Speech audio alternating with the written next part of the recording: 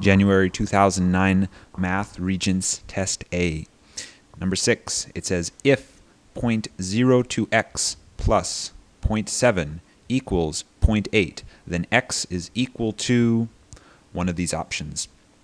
Hey, a lot of people don't like working with decimals, especially if they don't have a calculator, so I'm going to show you how to do this problem by hand without a calculator. And what we're going to do is basically just get rid of the decimals by multiplying both sides by an appropriate power of 10.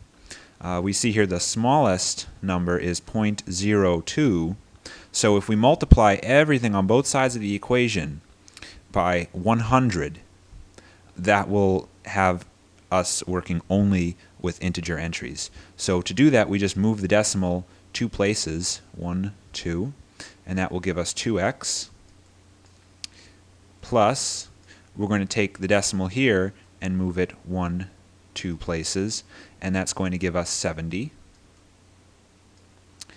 equals, and then we move the decimal here by 2 places, and that's going to give us 80. Okay? And this should be a pretty simple equation to solve. It's just 2 steps. You subtract 70 from both sides, minus 70 from both sides, and you have 2x plus 0, right, because that's just going to be 0, equals 80 minus 70 is 10. You can ignore the 0. It doesn't really matter. So you divide both sides by 2, and both sides by 2, and you have x equals 5. Okay?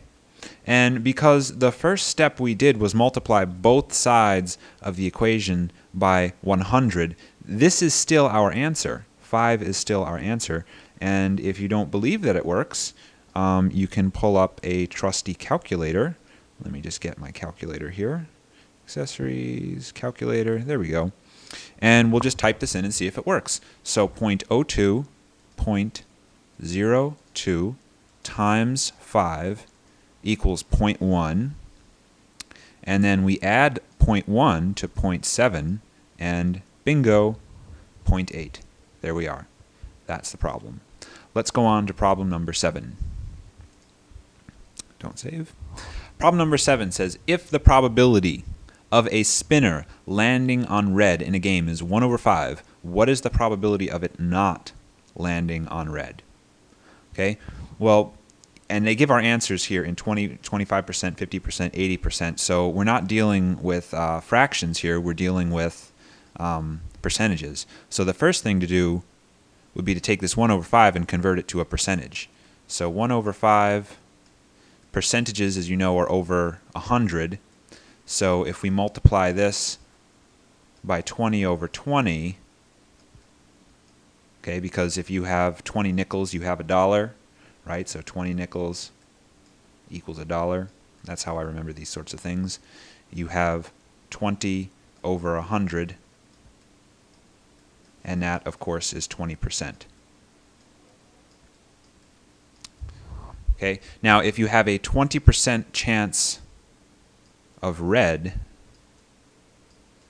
okay, the chance of not red is going to be 80%.